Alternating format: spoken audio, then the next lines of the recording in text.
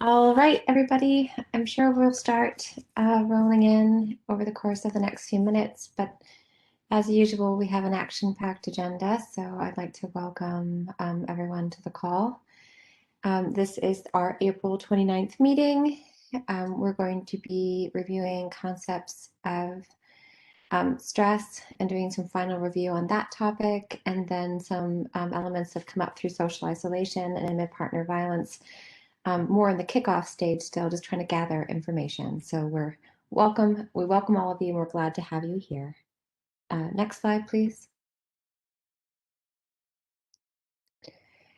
We do thank you all for joining. Due to the large number of attendees, all participants are muted upon entry. We ask that you remain muted to avoid background noise. We do record the call, and the recording is available on the Gravity Confluence page following the meeting. We do, as many of you know who've attended, ask everyone to participate in the chat. I do my best to verbalize every comment that's in the chat so the public can hear them and respond to them. So send chats to everyone, and I will do my best to include them in the conversation. Next slide, please. This is our standard antitrust practices slide. Next slide, please. As many of you know, we are intently trying to make sure that we have representation of participation in our Gravity project, mostly because the participation and the investment is what helps us ensure that we have consensus when we're doing our voting on our final deliverables. We invite all of you to officially join the project. That's at that first link.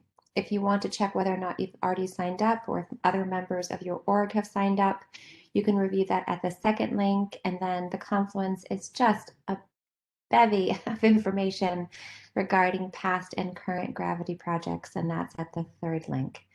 Again, committed members are part of our voting, so please do invest and commit if you can. Next slide, please.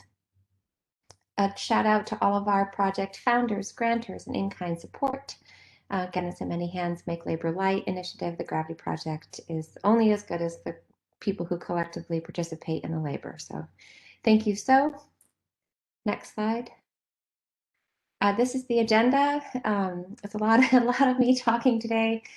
So brief announcements, updates to the project schedule and overview. We're going to review some final details regarding our stress domain, focusing on screening and diagnoses. We're going to talk about some of the concepts that are filtering up through the adjudication process with our social isolation and loneliness SMEs. And then really just kicking off and further asking the community for submissions regarding intimate partner violence. We meet with our subject matter experts on intimate partner violence, Chris Grosso from Fenway, who might be on the call, and Lisa James, we met last meeting from Futures Without Violence over the course of the next week. So you'll be seeing elements filter through from the intimate partner violence work over the course of the next weeks. Then Bob will be giving a technology update, and then we'll be closing with community homework and next steps. Next slide, please. So first announcements, next slide. We always are seeking additional sponsors for our 2021 operations. So if you're interested in learning more about sponsoring, you can write the Gravity Project at emiadvisors.net or visit the sponsorship page on the Confluence. Next slide, please.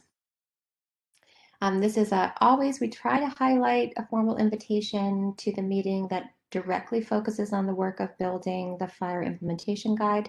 That's hosted by my colleague, Bob Dieterle. Again, I'm Sarah DeSilvi, the director of the terminology wing, but my colleague, Bob Dieterle, the director of the technical wing, leads the Fire Implementation Guide public meetings from 3 to 4 Eastern Standard Time. You can find the meeting through the Hl7 calendar link.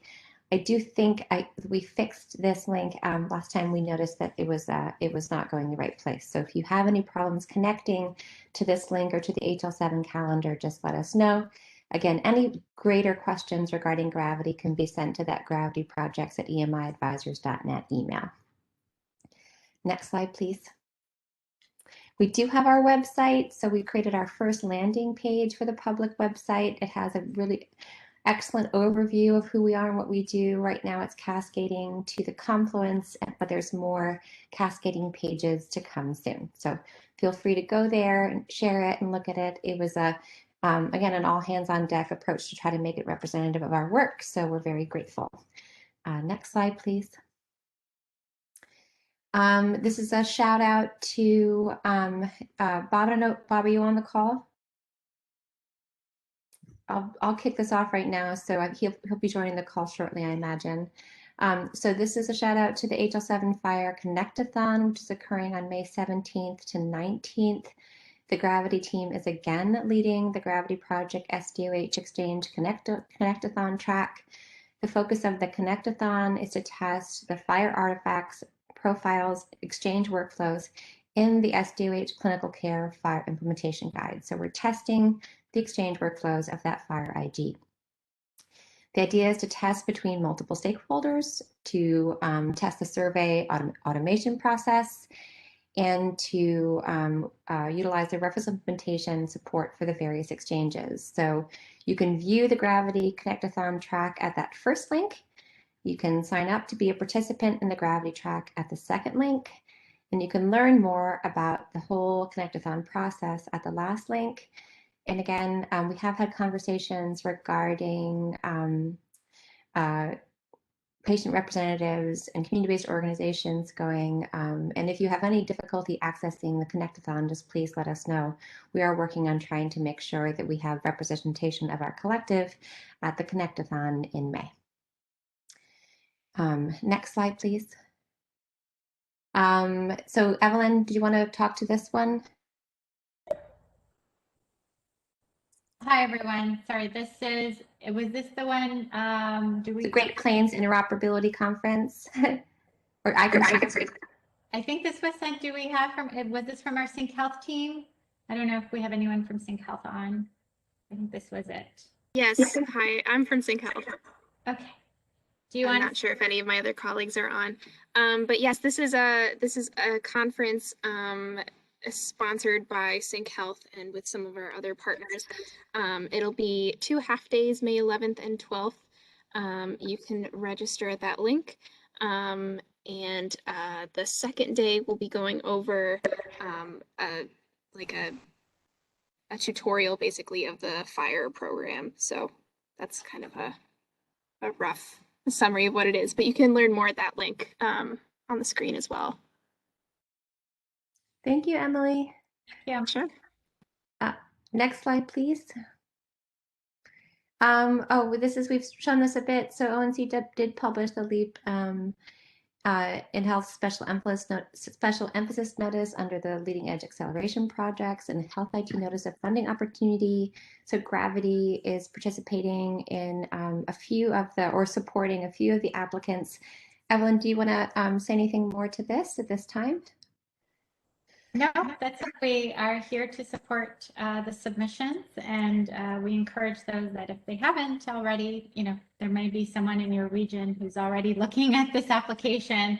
And if you have any questions on it, please feel free to reach out to us. Sarah? Hi, Lucy, yes. Hi, could you go back to the previous slide for 1 second, please? Yes. This is the Sync Health slide? Thank you. I'm wondering if the person who described this could just tell the rest of us who are so ignorant of geography, what area encompasses the Great Plains? So Sync Health is based in Nebraska. So essentially it would be the Midwestern region. So Missouri, Kansas, Oklahoma. I'm trying to list these states off the top of my head, but it's kind of that general area, more rural areas. So that's kind of some of what the information Arkansas? I'm not sure off the top of my head, but I'm not sure if we have any representatives from Arkansas, so I'm sorry. Okay, I would just mention that Arkansas has been a stellar example of implementation of Direct as the primary technology to enable interoperability throughout the state, between the state and the private sector, and any number of really path-breaking new use cases using direct. So I think you said that this conference would be focused on fire. So that's why I asked you, because Arkansas is next to or adjacent to or very near to some of those states, and they're going an entirely different route. So I was wondering if you were going to perhaps cover that as well. I'm not completely positive because I'm not sure on the exact points that everyone's speaking on. But day one, you can see this on the link included in the chat to learn more. Day one will be more of presentations about the work we're doing, and day two will be the fire tutorial. So okay, great, thank you. Yeah, of course. All right, thank you so much. So any other questions on this? All right, so next slide, and Emily, thank you for pinch hitting. That's very great. We're very grateful for you. We do try to elevate any applicable initiative of our partners when we do announcements. So grant opportunities or collaboration opportunities or educational opportunities. So this was an appropriate one. Next slide, please. All right, so our fearless leader, Evelyn, caught wind of the fact that there was a lot more released in the recent SNOMED CT release than we've really publicly given credit to. The terminology wing is so busy doing and working on our current domains that she wanted to insist that we gave a little bit of pause and highlighting to the community to let everyone know what terminology is out there now. So we're going to spend a few minutes just in this announcement section in reviewing some new terminology elements, and some of them we've kind of highlighted before, but not really demonstrated to the community yet. So I want to revisit the fact that the gold standard USDA tools for screening for food insecurity were included in this winter's LOINC release, so they're there for use. And then a whole host of the Gravity food insecurity content, including universal rules that are critical to SDOH across many of our domains, were part of the March SNOMED US extension release. So this is available now, and we really look forward to testing in our pilots and happy implementing. And we're going to detail some of that in the next few slides. And this is a really good highlight for individuals who are new to the project or wondering what our work looks like for the current domains, because there's patterns you can see in the food insecurity work that will be replicated in other domains as we get them through the process. Next slide, please. The host of the release for the food insecurity work and other domain work that was released in March was really in the interventions world. We wanted to ground everyone once again in the approach we take to doing our interventions terminology. So we collectively define programs, professions, and procedures that are critical for addressing the domain at hand. And then we wrap them with common activity types. So assistance, coordination, counseling, education, evaluation of eligibility, assessment, provision, and then referral. And you can see how that plays out over the course of the next few slides. Next slide, please. You will see these concepts, and this is partly why I want to highlight it, in the master lists in the interventions tab that we have voted on in the past. Again, we're focusing on screening and diagnoses right now, but everything from food insecurity to housing instability and homelessness, inadequate housing, transportation, financial insecurity, and material hardship contained interventions elements, and this approach will be revealed in that terminology as it comes through the build process. So if you were to look in SNOMED CT in the US extension, again, the links to those browsers were in that last slide in the hyperlink. You can find assistance with applications for all kinds of different programs. Again, this is not comprehensive. This is just a representation. So you can see the program or profession is over on the left column, and then you can see it built into the syntax. Again, this is all pre-coordinated. We've talked before about the difference between pre-coordination and post-coordination. At this time, because of where we are in the ecosystem and the vast difference in capabilities across the ecosystem, we are intentionally doing this pre-coordination at this time. Over time, Gravity might be able to parse this out, but this is where we are at this time, both by working with our federal stakeholders and our terminology experts. So these are the assistants with applications, or at least representative. And then next slide, please. You can see also here are some education elements. I want to remind everybody that with some of these activities and interventions, we're really trying to represent the labor of what's happening in community-based organizations, as well in lay members of the clinical team, such as community health workers. So those assistants with application terminology can really start to build the case for the labor that's happening to address individuals' needs who have social determinants. So these are the education about. So we did build in space to represent the labor of talking about and educating about these programs, because many of them are new to patients, especially ones that are fairly complicated and have complicated application processes. Next slide, please. We have, again, the labor of evaluating eligibility. So we've talked about including the assessment of eligibility as part of future LOINC panels. Right now, we're representing the labor of assisting whether folks qualify for different programs with this evaluation of eligibility element. We know this takes time, helping people qualify for homelessness programs or SNAP or WIC, unless you have one-stop shopping like we do in Vermont.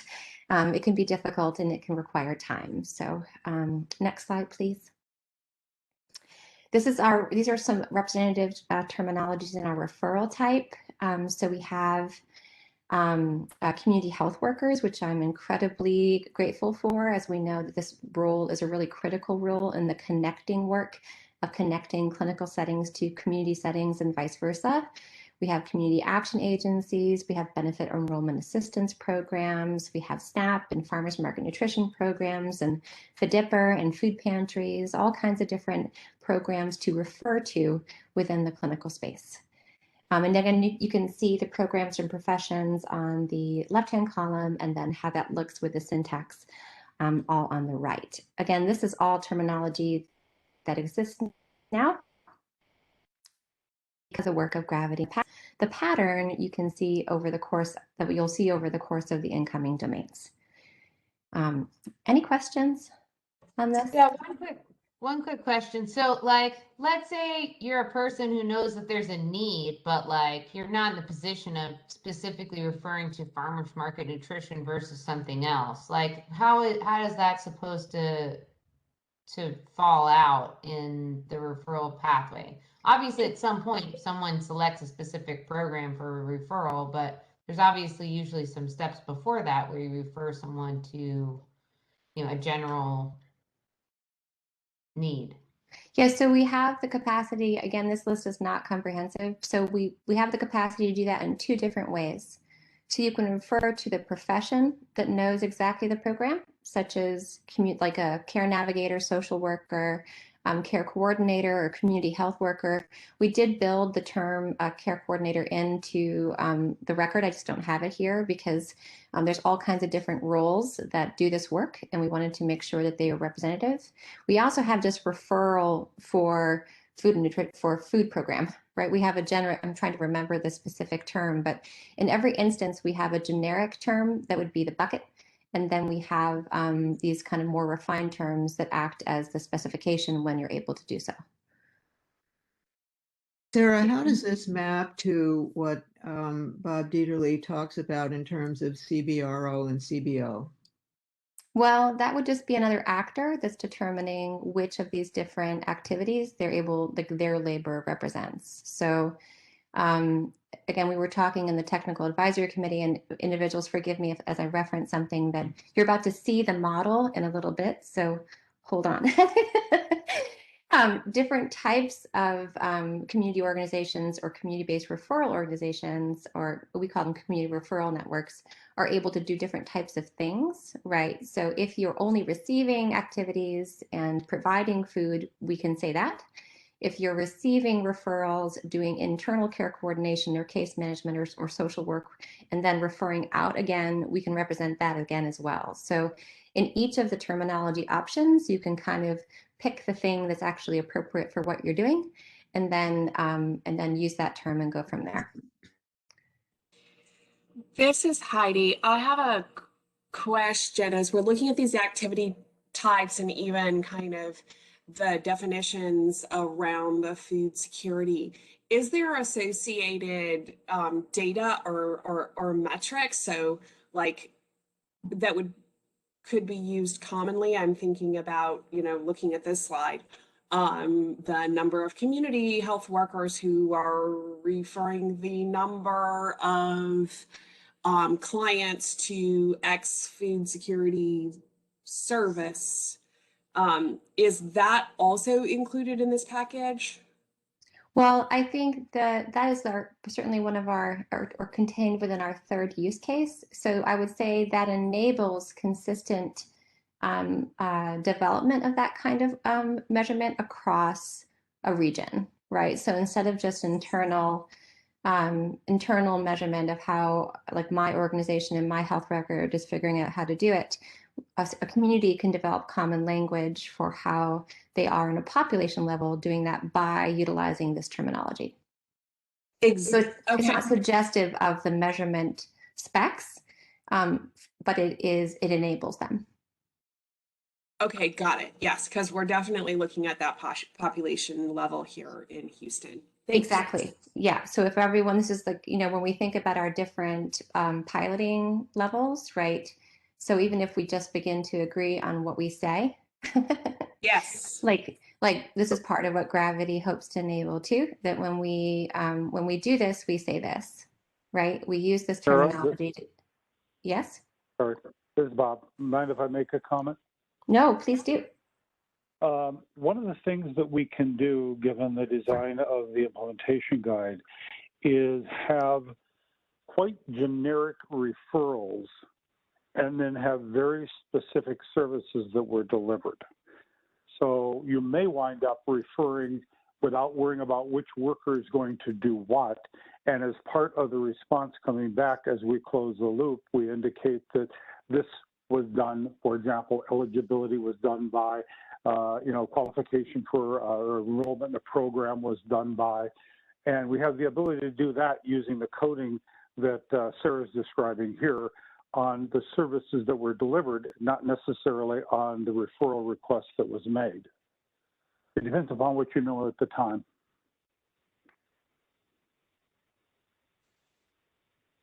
Okay. Yes, thank you, Bob.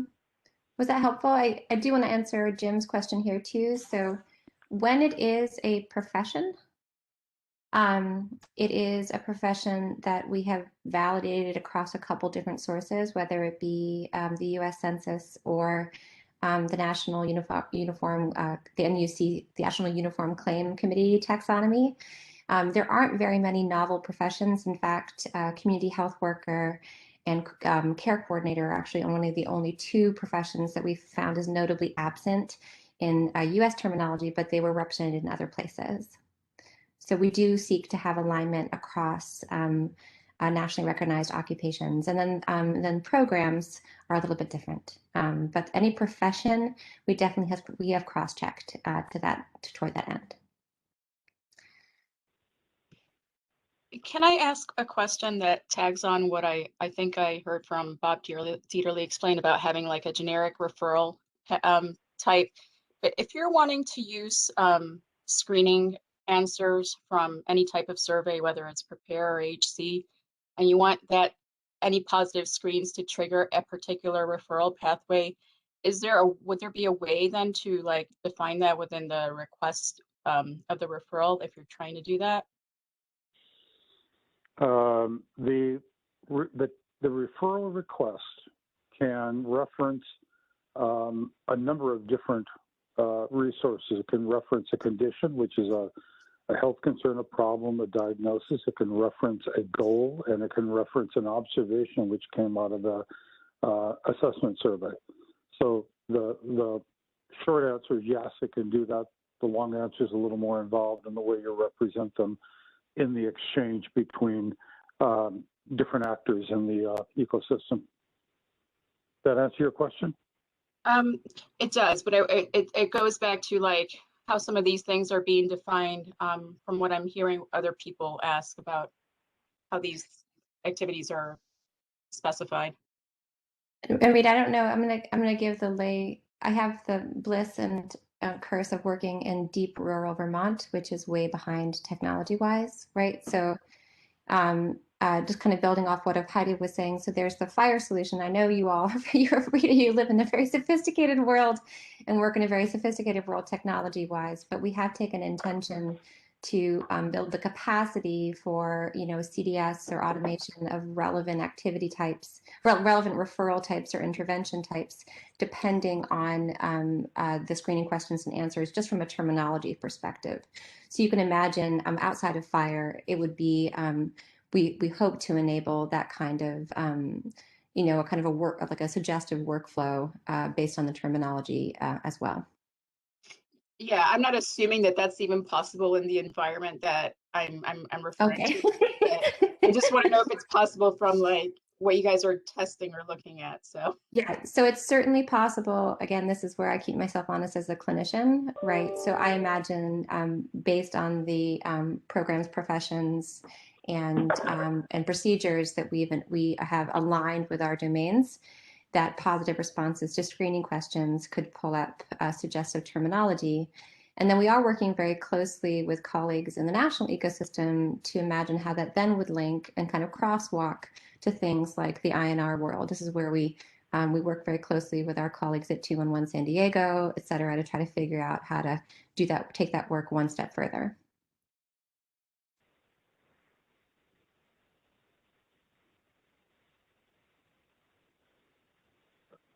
Rita, was that helpful? yes, thanks. I may follow up with you on some other questions. But you can do that. I want to thank Ellen for weighing in. Definitely, this is her area of expertise. So we referenced, when we were building these progression types, we referenced NCQA and oh my gosh, all the different roles and types that we defined are all based on the lit. And that was all the work that we actually did. It was like 2 years ago when we were initiating the food and security work. So Ellen, thank you for weighing in from your expertise there too. And this was just to highlight now, right? And there's more coming, but there's a lot, I think we focus so clearly on what's to come and what we're building from a suggestive data set perspective in our work. Evelyn wanted us to take stock of what we've already created. So that was just a little orientation, and I'm grateful for you all spending time with me. Any further questions regarding this? I do want to state just from one other element, we also take great pains to consider alignment with quality measurement when we do our terminology work, right? So representing what intervention might look like from if you were to mimic a screening and intervention quality measurement approach. So all of those considerations, both clinical and and quality, are part of our work as we basically turn the set around to make sure it's fit for purpose. All right, carry on. Next slide. Thanks, folks. Oh, forgot this one. So sorry. I went on the referral. So again, this is not representative. I was trying to make it more robust after feedback from Evelyn, but I did want to let everybody know some of the care planning coordination terminology that we are testing in this ecosystem as well. So although we are working on goals as a separate terminology and considering goals both in collaboration with the Multiple Chronic Condition E-Care Plan Initiative and within the Patient Care Workgroup, we did just want to build in kind of like general terms that are mimicking other terms that are in SNOMED at present, just on assessment of progress towards goals, assessment of barriers, and counseling for barriers, and coordination of resources. So these are terms that, again, you'll see mirrored through all of our future domains.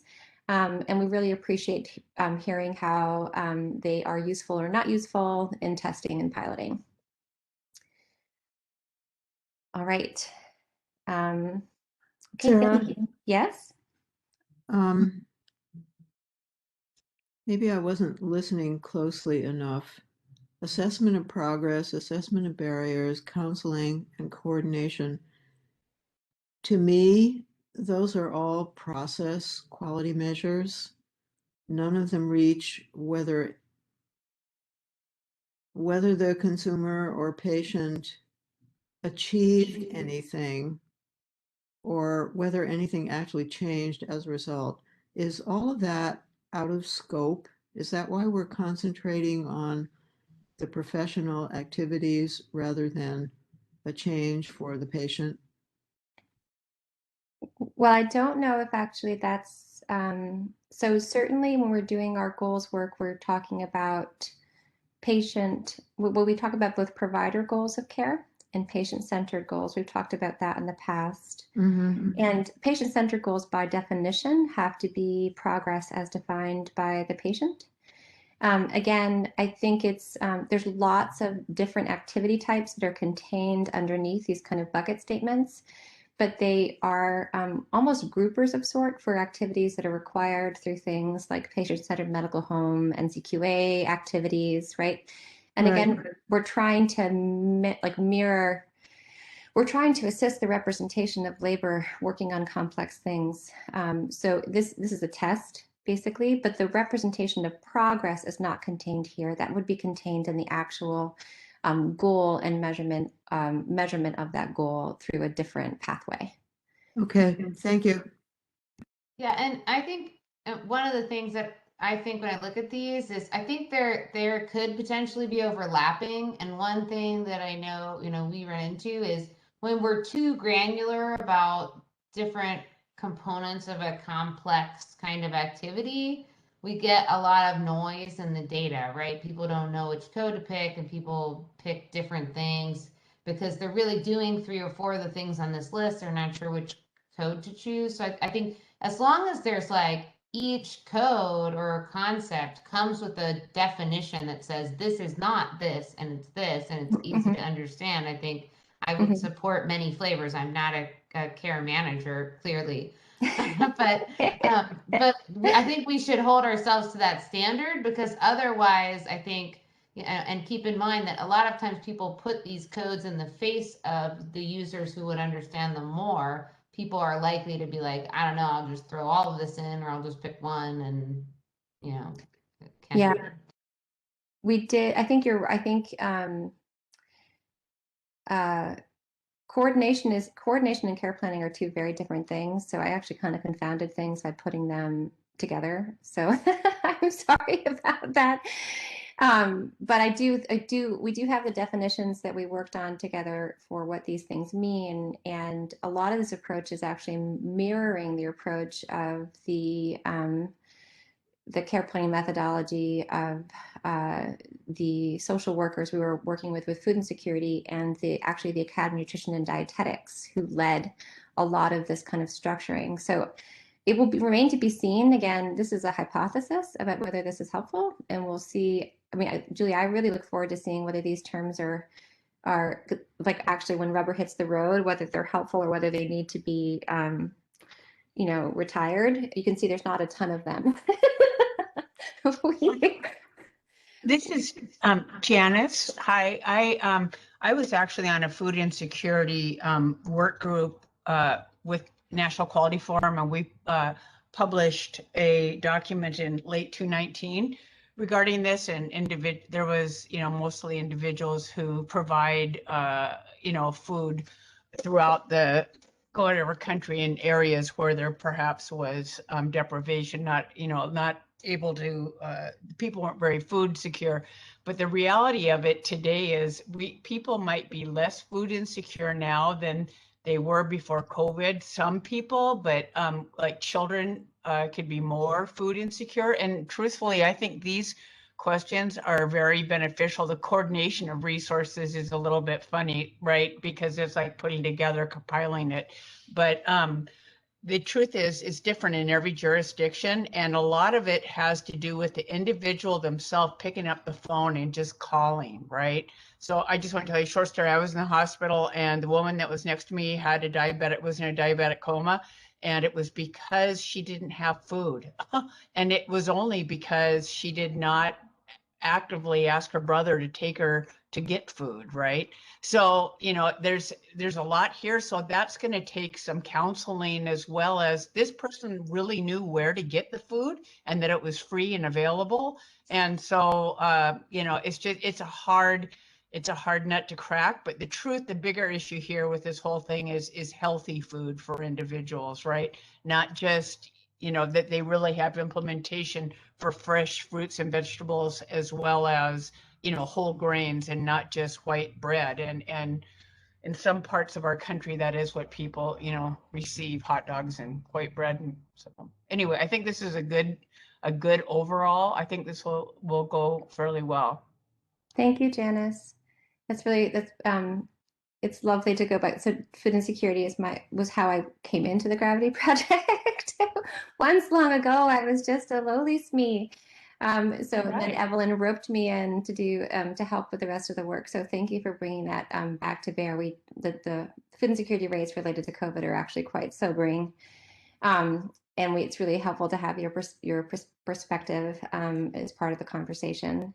I do have a question that came to me regarding how measurement of progress towards goals is identified.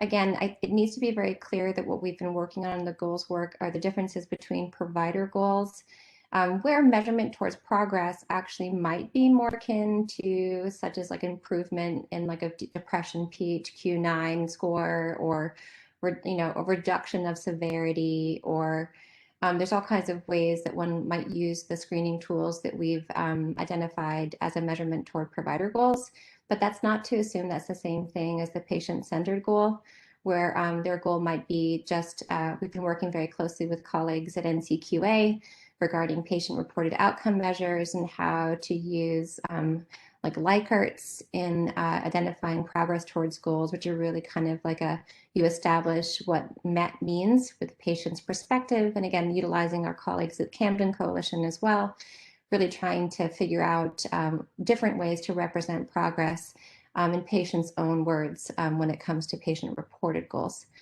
So there's just two different lenses to consider when we're measuring progress, and Gravity goes between both of them, whether it be provider reported or provider treatment goals, or the patient reported goals, where outcomes are a little bit more difficult. But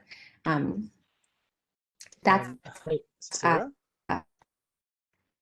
Yes. Hello. Sarah, is that documented in the Gravity IG about any kind of references to how we're measuring progress towards goals? So the goals element of the IG is in development. Bob can speak to that, I think. Yeah, there will be references to exactly what the goal resource and the profile we have on it will support. We're going to have to go and make some decisions as a community on how we want to specify shall we say, relative values of progress toward a goal. We certainly have some feedback from NCQA on how they're doing it, and that seems to make a lot of sense, especially on patient-identified goals. So, you know, we've got a couple of opportunities. One is to go in and determine which code appropriately represents movement. Another is to turn around and talk about, shall we say, ordinal metrics that go and specify measurement toward a goal. So, yeah, we'll be able to support both of those. The question is what we ultimately decide to use as the particular value sets. Does that answer the question? Yes. So it's not as simple as just you're given the same assessment a second time after some kind of intervention, and now you're asked again, are you the same question that you were asked originally to determine your food insecure, for example. You certainly could do that, but some of the measurements that come back are not based on taking the same assessment a second time. So, yes, you could do that, but there are provision to have other methods of, shall we say, documenting progress toward a goal. But Matt, I can also say that that is absolutely the approach that will be the heart of quality measure development, because or like clinical quality measure development, right? It will be one of them. I can imagine. I can relay. Okay, Like thanks a lot. repeating a measure, repeating a standardized measure to denote improvement, right? What because Yeah. with an objective scale. And then Mohini is bringing up what healthy food means across different cultures. And I do want to reference that we went into great depth on this with our, we had an amazing group of subject matter experts when we covered food insecurity, referenced work with the USDA. So I do that all that thought project work is included in our food insecurity work in the past. All right. Sarah, I'd like to ask about so these 4 care planning and coordination, is this at the triage level that you might use for like with the social determinants of health risk factors with prepare, or is this like 2-3 rounds down the referral pipeline? We are lucky enough to have the one and only Julia Skafik right here who is asking those questions. So I think it's going to be interesting to see, like, so in my, like, all I can speak of is the processes where I can imagine these things happening in the clinical setting that I exist in with the tools that I use, the team that I have, right? So we try in every instance to build terminology agnostic to the tool and agnostic to the team and agnostic to the setting, because we want to be able to do like this kind of activity might be happening independent of a standardized screening tool in the food bank, right? Or in the church, right? So, Yes, but I'll let Julia go next if that's what, or do you want to have, do you have a follow-up question? How can I help? So I think there's certainly some questions that are just asking, are you dealing with food insecurity? Yeah. And or don't have enough money for healthy foods before the next time you get income? Yeah. And then there's intervention, which all 4 of these sound like some step towards intervention. Yes, indeed. Yep. They are they are representing activity of some sort applied to the identified risk. 100%. Yeah. So Yeah. there's like with Prepare and with some of these other screening tools, they'll be asking like a cross-sectional assessment. And these 4 types of care planning and coordination, I think, are an absolutely necessary process to know that a person has even gotten started with these. But they're not the same thing. Like one is doing, how are you? And the other one is, are you making progress? So, yeah. So one is doing how are you, I mean, how are you cross-sectionally and going through like food insecurity, housing instability, various other markers aside from food insecurity. I realize this is just an example.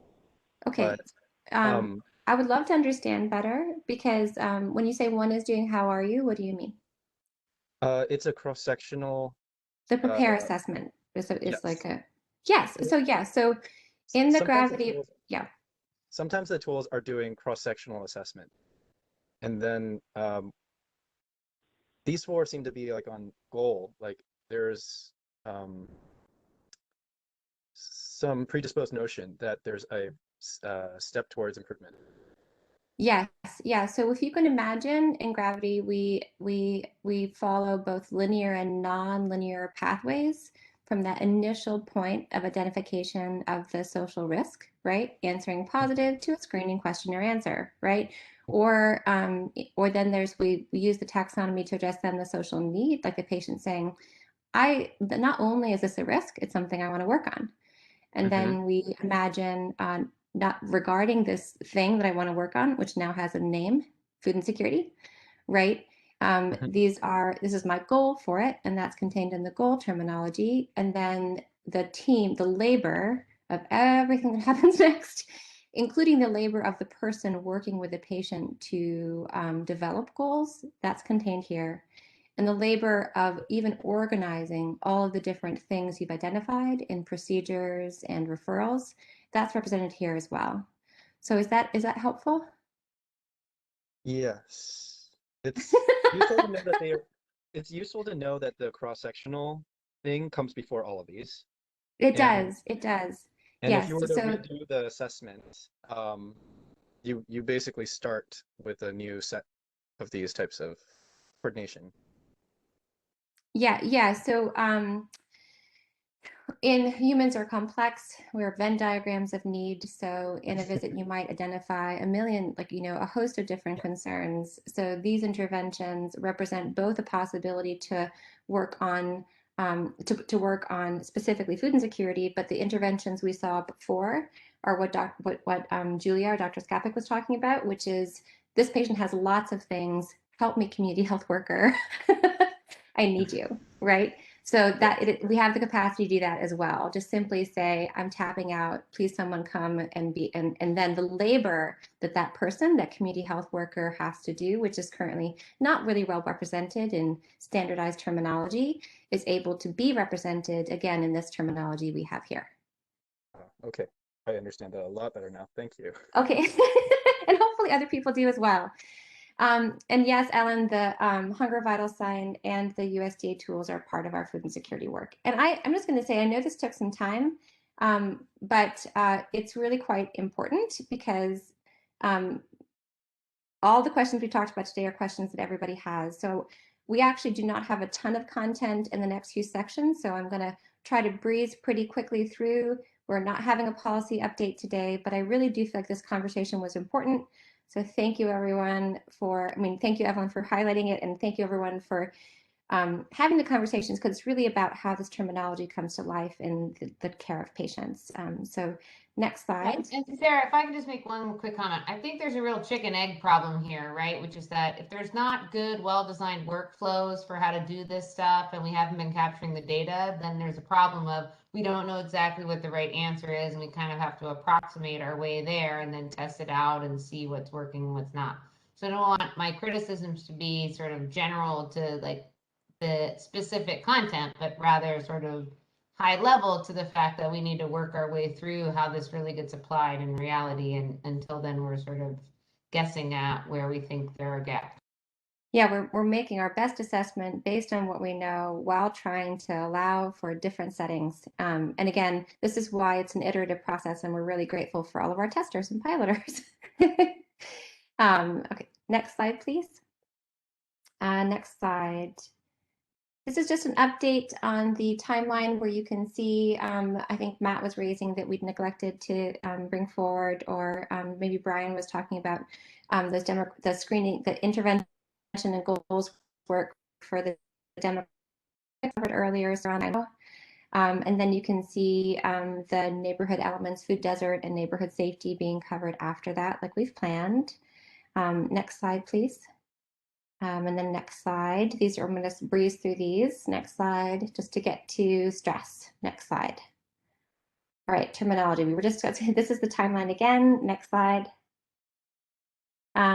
Here we are in the reviewing screening and diagnoses for stress with the upcoming vote coming at the next meeting. There is a master published. There might be final tweaks, but there's a lot to see there as well. We're going to be reviewing some social isolation elements, and then over the course of the next week or so, you should be seeing intimate partner violence concepts come to fruition, and you'll be seeing them at the next meeting as well. Next slide, please. And I wanted to let everybody know that the Gravity Project reached consensus on our data set for material hardship. There were no formal objections. There was one comment that required content resolution. I really want to thank Bill Swan for highlighting that unable to obtain electricity didn't really cover alternate forms of power, such as propane, that are common in deep rural environments. So we're working with subject matter experts and tossing things around to try to configure alternate ways to be inclusive of electric elements of power in households and non-electric elements of power, and we will come back to you all. Next slide, please. Next slide. I just wanted to review some stress elements. Next slide. Next slide. There are no changes right now in the screening questions and answers that are part of the master set. They're pretty solid. They represent the gold standard tool, the perceived stress scale in all of its forms, and many other tools. Next slide. You can see the prepare question is there. Again, this is, we have the Finnish Institute of Occupational Health and Occupational Stress questionnaire, the NAINS question, and then SEEK. Next slide. This is an eye chart, but you can see it on the master. I just want to run down pretty quickly about what you see when you look at the spreadsheet for diagnoses, so you know what you're voting on. So the comprehensive list of what is being voted on is on the left-hand side. If it is a SNOMED term, you can see it in column 1, 2, 3, 4. There's no new concepts right now in this set. This is all concepts that are already here that we're just grouping together. Again, thinking ahead to the value set work that we'll be doing with VSEC. And then over here, you can see existent ICD-10-CM. So we are trying to organize this better so folks can see what's current and what's proposed and what folks are voting on. So if you go to the master, you can see this now. And then next slide. Again, this is no changes from last time. Next slide. We did want to give, for everyone's reference, the working definition, which is that stress occurs when a person perceives the demands of an environmental stimuli to be greater than their ability to meet, mitigate, or alter those demands. This is adapted from Lazarus and Folkman. We did want to highlight very carefully that we are focusing on psychological stress and not physical stress. In our work, we defined that very early. So this is why that perception element is highlighted and underlined, right? So this is that when we first did our kickoff, we talked about the different sources of stress, and this is the psychological stress, which is this definition that applies. Right now, what's happening before the vote is in line with other domains. We're trying to figure out ways to represent severity in line with the gold standard tool. So we are noticing a theme when there is a gold standard tool, such as the USDA food security modules or the perceived stress scale. Those tools often function on a scale like 0 to 10, akin to, again, the PHQ-9 for depression. So there's a spectrum of severity, which is represented by a continuous scale. So this represents a little bit of complexity when we think about terminology build, because again, we get into that pre-coordination bit, right? So the tool has outputs of mild, moderate, and severe, and we'd have to figure out with this domain, with food insecurity, eventually with the housing security module that's coming from HUD, how to represent that in terminology. So we're figuring that out, and you will hear more about that as we go forward. Sarah? Yes? For those non-clinicians on the call, could you, in one sentence, what is Lazarus and Folkman? Oh, it is the kind of measurement anchor for psychological stress. That's just me trying to be, it's the seminal work regarding perceptions of stress. I appreciate that. When was it? Is it a book or an article, or what is it? It is an article. And when was it published? It's from the Stress and Coping Theory of Lazarus and Folkman. I will put it in the chat for you. Great, thanks. Yeah.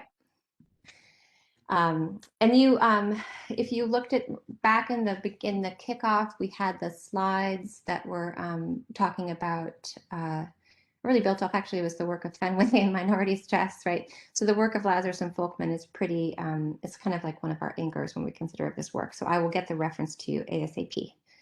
I quickly threw that on to get a reference at all. I appreciate that you didn't make this up, and you're letting us know that there is a circle that knows what this is about and considers this a gold standard of sorts with respect to how we should think about it. Yes, so that was fine. I just didn't know who it was. Yeah, so this is from working with Dr. Eric Prather, who is one of the principal authors and researchers within the Stress Measurement Network, and one of he's our subject matter expert, and he's really quite lovely. So Pacific time, quite busy, but a really lovely person to work with. So we're very grateful for him. Okay, I think we're good here. Next slide. One of the colleagues he works with there too is Nancy Adler, who is just a titan in this work of social determinants. So very grateful for her knowledge by proximity. Next slide. Next slide. I just wanted to quickly go through some of the screening tools and then pass the mic to Bob. Next slide. Again, we're trying to get information in front of you all as soon as possible. So these are some of the screening questions and answers that have been adjudicated again by our subject matter experts with social isolation, Dr. Julianne Holt-Lundstedt, Edward Garcia, and soon to come, Dr. Pantel from UCSF. They're all from working with the Committee to End Social Isolation. And so we have the Promise Social Isolation Bank. Next slide, please. We have prepare questions. We have the NAIN Social Connection Isolation Panel. So these are all blooming in the master as we go forward. Next slide. And I just wanted to let everybody know that you can imagine maybe separate groupings for social isolation and loneliness as we go forward. And as we look forward into terminology development, I wanted to let everybody know that kind of the barest area is in the realm of loneliness. So if we do suggest new diagnostic terminology, it might be there. And we did want to highlight that as we analyze the mappings between SNOMED and ICD, some of them just don't jive with the subject matter experts for really obvious reasons. And so we will be making suggestions regarding mapping between SNOMED and ICD as well. Oh, thanks, Lucy. Yeah, I just have to comment, Sarah, that from my realm, we're getting into Plato here. I mean, the realm of loneliness and how to talk about it. The idea that we're even going near this is really commendable, because this is deep philosophy from my point of view. It is deep philosophy. Luckily, we have very expert guides in this work. If it weren't for Dr. Holt-Lundstedt, who did a really good job helping us kick off, I would be a little overwhelmed myself. So I'm grateful for the expert stewardship of our subject matter experts. Yeah, it's very, we're completing our objective as defined, and it definitely is complex work. Any other questions regarding this? Okay, next slide. And next slide. And I believe I'm just going to move through. If Chris Grasso is in the call, we're so lucky to have our subject matter experts with intimate partners coming into play. And a shout out to Chris. And when we come back next week or in 2 weeks, we can hopefully do a deep dive into IPV as we address some of the elements with stress and move along. Next slide, please. Sarah? Yeah. Before you move on with the social isolation vocabulary, Yeah. So I looked up the Siren like the social needs comparison table. So that category is social support in Prepare. And social isolation is like a negative, I guess. The social support is in a negative zone, so to speak. Is there an interpretation that it has to be negative? So there's not an interpretation that has it to be negative. So social connection is kind of the general kind of evidence-based grouping of loneliness and social isolation. So although I personally talk a whole lot about protective factors and assets, from an intervention standpoint, we do tend to focus on the risk as identified. So social connection is the general field. And then social isolation and loneliness are the risks that would be intervened on. So that is the reason why we're taking that approach. And that's what the screening tools in the literature, like the NAIN social isolation question or the Promise social isolation questions, that's what those are focusing on. Okay. What I might suggest is if prepare is going to be used in that, what is the definition for a person that is isolated? Because the values to that question are actually one or two, or less than once a week, 1 to 2 times a week, 3 to 5 times a week, or 5 or more times a week. So it's a scale. So So, but I'm not sure that you can define isolation just based on that.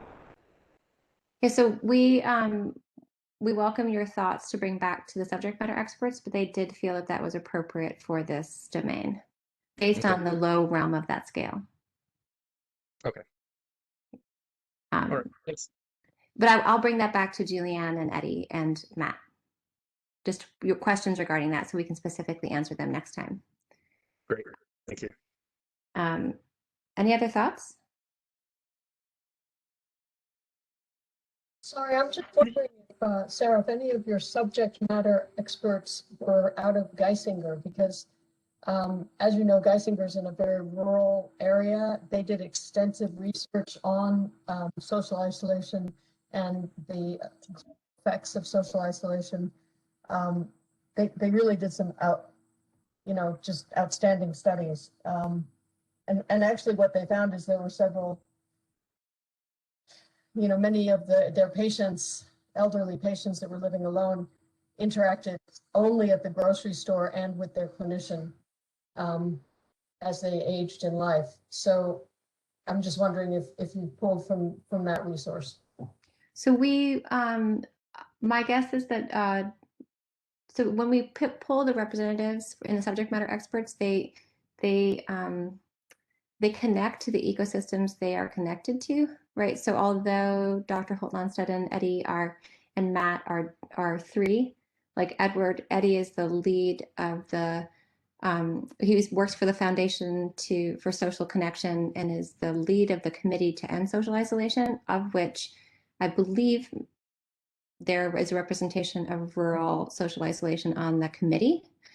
But I will go back and ask specifically about Geisinger. And in rural perspectives, as a rural clinician, I definitely deeply care deeply about the rural perspective, because rural elder isolated adults are who I see on a regular basis. So I'll go back and check in about the Geisinger research and their perspectives on that. Thank you. This is Janice. I just wanted to bring up about IVP, and we were talking about this at Bree as well. I was just curious why we're not talking about interpersonal violence rather than intimate partner violence. I'm just concerned somewhat that between domestic violence and whatever intimate partner violence, there could be a gap with interpersonal, which means it could be friends. I mean, there's just a lot more opportunities rather than just intimate. So I just wanted to add that in there. Yes, we do have interpersonal violence is the general parent, similar to how social connection is. And then within it, we have intimate partner violence, and we're also focusing on elder abuse in just a little bit. So we have to carve out specific, and maybe Chris can speak to this, but we're carving out specific subtypes within it that are represented to specific risks in the literature and specific interventions. So interpersonal is too big of a bucket because it contains so many different types. So Right. It is too large to actually create structure around. So we have to divide it. Okay, I'm thinking of I think of a lot of low-income housing, and this does happen there. And so there could be 70, 100 people living in a building and it occurs, right? It's not an intimate partner, but it's interpersonal. So yeah, we are addressing elements of community safety in the fall. Okay, thank you. Yeah. So I do not actually think social isolation excludes virtual online interaction, because virtual technology is one of the interventions that's getting tested to address social isolation. So Lolita, you'll see that come in the work to come. And then I heard a question regarding gold standards. So that just that is a psychometric term. So when there is the measure that all other measures are measured against, you know, based because it's the science behind the development of the tool is the basis. It's called the gold standard. So for the USDA food security module, that's the gold standard for food insecurity measurement. And that's just from measurement science. So when we do work in a domain, we try to build experts not just from health risks, but also build measurement experts as well. So we have the expert in measurement, the expert in health risks and associations, and we try to, as much as possible, ensure measurement experts in interventions as well. And then we do have, we are addressing racism, discrimination, and bias in future work.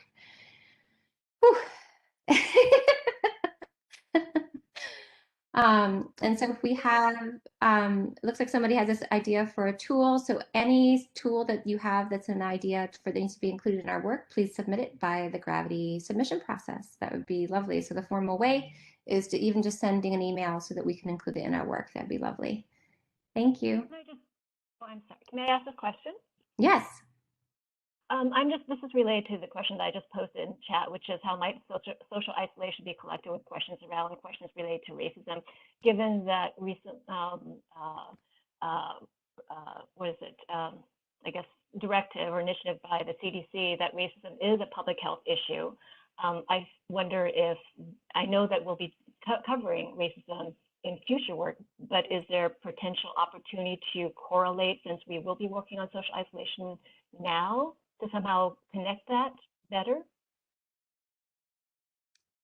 I look to, if anyone wants to submit literature or tools that address the intersection of that work, that's appreciated. Right. And I, because we do, you know, so any screening approach or diagnosis approach,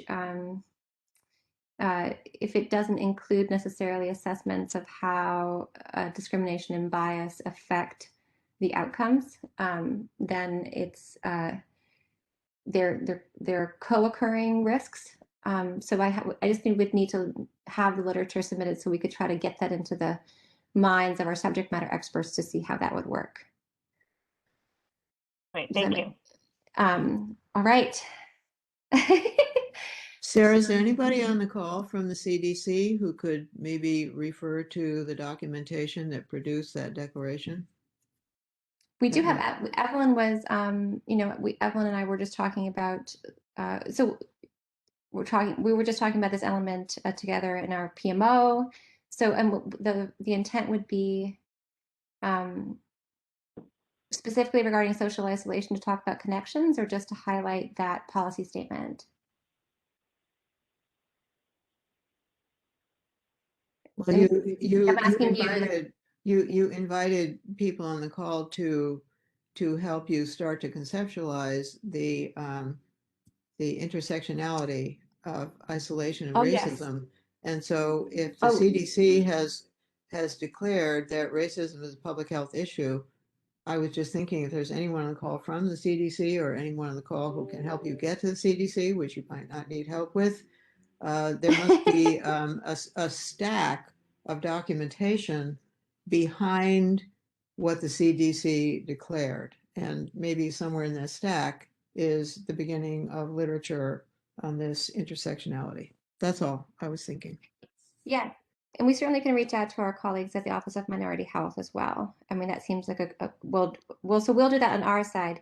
It's more so that if there's information we're missing, just forward it along, but we'll reach out to our colleagues at the CDC and OMH as well. All right, I think, oh my Lord, I'm very sorry. We went a little bit over. I'm hoping Bob has time to present a quick tech update. Next slide. And again, I apologize for going over. I do try to answer all the questions, so sometimes it takes a little bit of time. Okay, thank you, Sarah. I think it was a tremendous use of time trying to answer the questions related to the various domains you're working on right now. So let me do something very quickly here so people don't have to stay for a long period of time. Next slide, please. As you know, we submitted a implementation guide for ballot in January. covering the areas that we have been talking about repeatedly: assessments, health concerns, problems, goals, interventions and referrals, consent, and aggregation. Next slide, please. This is something you've seen before. It goes and joins those particular clinical activities to the various code systems and ultimately the value sets that Sarah's been working on. Next slide, please. We have started to define carefully what we mean when we talk about, for our data modeling, community-based referral organizations and community-based organizations. You'll see a definition up here. We do recognize the fact that any organization may provide services, any more organization may do referrals, but we're focused on specific representations of those organizations and how we would both define their technical capability and the exchanges they could support. Next slide, please. As we mentioned before, we've extended our model to not just be provider to community-based organizations, but also include all of these various organizations participating in peer-to-peer exchanges. This is the kind of high-level diagram. We recognize that some of these interactions may not be possible through electronic means if they don't have access to the internet. So these may involve telephone calls or other methods of communication. But the intent is to go and provide support of workflows in the implementation guide that cover these various interactions between providers and payers, providers and community-based organizations, interaction between payers and community-based organizations, interactions with government agencies, and interactions between various referral platforms within a particular geography. So we are going to provide examples of all of these and workflow diagrams for them. The good news is they use all the same basic structures that we have been developing, profiles on top of FHIR resources, and the same type of interactions, the ability to go and, for example, do closed loop referrals and track interventions to completion. Next slide, please. This is an example of a current draft of the user interface that we've put on the reference implementation. Again, the goal of the reference implementation is to be able to assemble information in any one of these environments that can then be exchanged using the implementation guide standard. So this basic reference implementation, we're showing one for the EHR here. There's a similar one for the payer, for the community-based referral organization. And there's another one for those that can just receive, for example, referrals, but not be able to act as a source of them. It allows you to define assessments, record health concerns, promote them onto problem lists, the ability to define goals, be able to define action steps to be taken or interventions or referrals, the ability to define consent, and the ability to track all of those to completion. So this is the reference implementation we'll be using during the Connect-A-Thon, and not just the one in May, but the one in September also, and is our way of testing the implementation to guide to make sure it's actually implementable. Next slide, please. This is the map, the timeline for the work we're doing. We're basically done with ballot reconciliation, with the exception of the ballot comments around the patient story.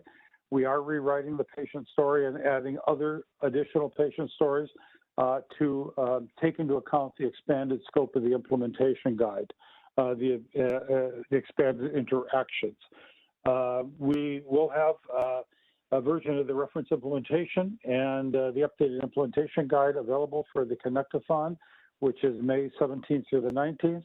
Based on that, we'll get some feedback on ability to go and exercise both the reference implementation and the implementation guide and use that learning where it's appropriate to update the implementation guide prior to publication. We had 227 ballot comments. We provide dispositions for 195 of them. We have 32 to go. 3 of them are waiting for input, and 29 are related to the patient story. So we're basically done with the work we had set out to do by the end of April. Those that affect the normative portion of the implementation guide, the profiles on top of the fire resources have been updated by Monique Van Berchem and Corey Smith and Jim Shiley to help us make sure that there is an implementation guide version that we will now publish over to the continuous build. That'll be done over the weekend, so that that's available for those people that are participating in the Connect-A-Thon. Next slide, please. This is the information regarding Connect-A-Thon 27. For those of you that want to participate and have not signed up, registration with Hl7 closes tomorrow. Please sign up if you have any interest in participating or exercising the reference implementation, which is quite extensive and will be an interesting thing to go and work with during the Connect-A-Thon. You can also sign up for specific actor roles on our Gravity site. We're looking at people playing roles of the provider, physician or social worker, and the EHR, community-based referral organization, or the platform, community-based organizations that don't act as platforms, such as have applications to support it, survey application or platform, health information exchange, payer or caregiver as an application, and payer or payer IT. So if you have not signed up and wish to do so, please do it by end of day tomorrow. The registration for the Connect-A-Thon will close at that time. I think that's the end of it. Any questions? Bob, I should remember this, but does it cost? Do you have to be a member of Hl7 to participate? And if you're not, do you have to join, and is there a fee? It does cost. You do not have to be a member to participate. So you do not join Hl7 to do so, but you will have to pay a fee to participate in the Connect-A-Thon. That's been true of every Connect-A-Thon. It says it's closed, by the way. What says it's closed? I went to the site. It says the Connect-A-Thon registration's closed. I'll check on that. It's not supposed to be closed till the 30th. That's interesting. Are you sure you got that one, or did you get the education event? There are actually 2 things out there. I will check with them and make sure that it stays open. It is education. But I was just wondering, to have like real patients that are involved with social determinants of health and to ask questions, like to act like you're a patient, seems weird that we have to pay, but yeah, I agree. Anyway, that was remember, the Connect-A-Thon is for people that are bringing technology to test the ability to connect and exchange. And so there's an expectation that those organizations that are creating technology will want to go and participate, and there is a fee to run a Connect-A-Thon. It's just what it is. It's Hl7 standard. I have a question. If you want to participate as an actor, do you have to pay too? Everybody participates as an actor. That's a role you play in the exchange process. So yes, you have to pay no matter how you wish to participate. There's an expectation in general you'll bring technology to the Connect-A-Thon. In other words, if you're a referral platform, you'll bring your referral platform. If you're an EHR vendor, you'll bring your EHR and a test system. If you're a payer, you'll bring your HIT. That's the expectation, because what we're doing is we're testing the ability to exchange information between platforms based on the implementation guide standards.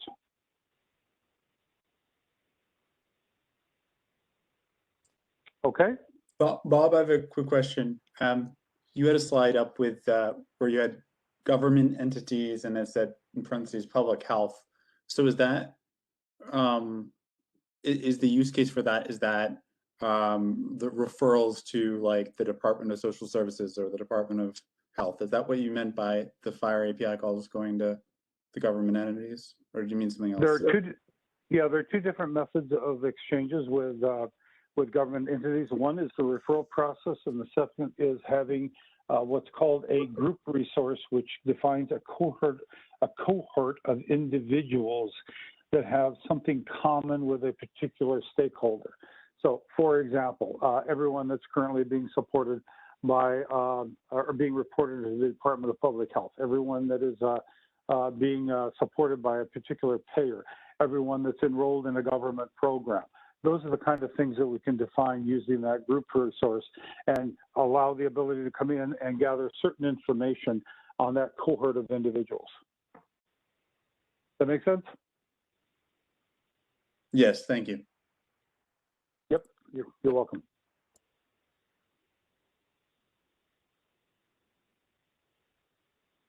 Any other questions on the Connect-A-Thon? And again, we do try to envision ways to support individuals who would have a hard time getting to the Connect-A-Thon through their own means. So just know that this is part of what I mentioned earlier. So just let us know if it's really a barrier for you, and we'll try to see what we can do. Well, let me suggest this. We're considering, I don't know what the timing would be, considering holding our own Connect-A-Thon independently of the one that's held by Hl7. At that point, we can decide who can participate and what, if anything, they'll have to pay.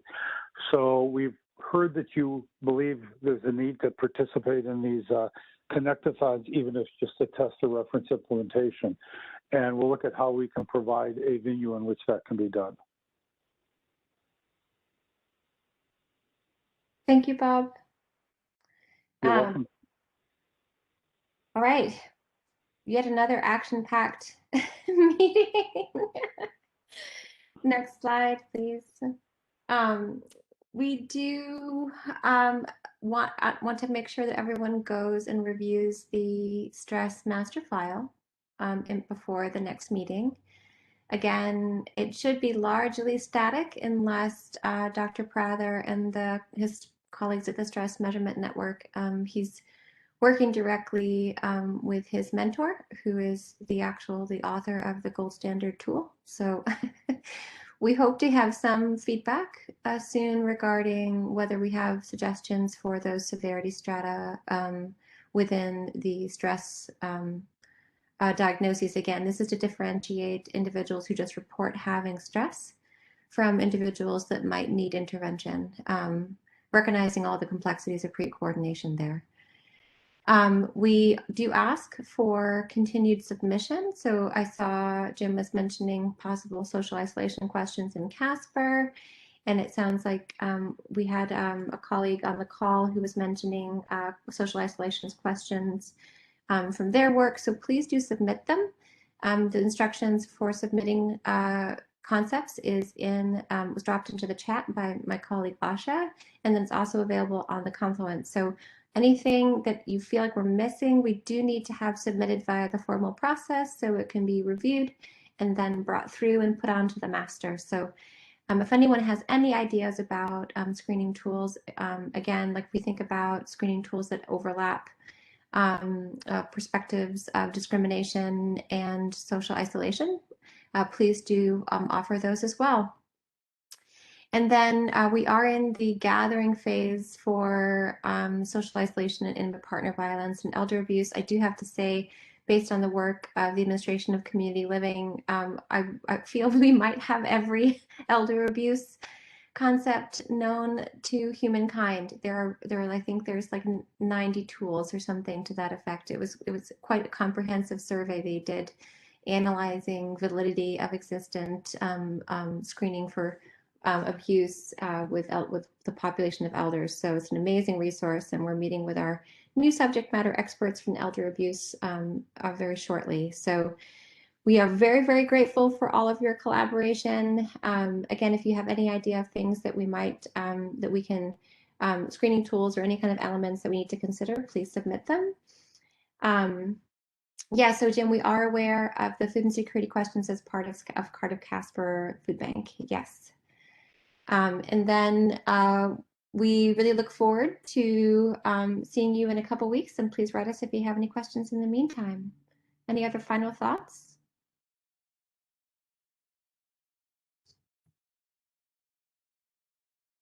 We are incredibly grateful, you all. Have a lovely, lovely day. Thanks, everyone. Thank you, everyone. Thank you. Bye. Bye.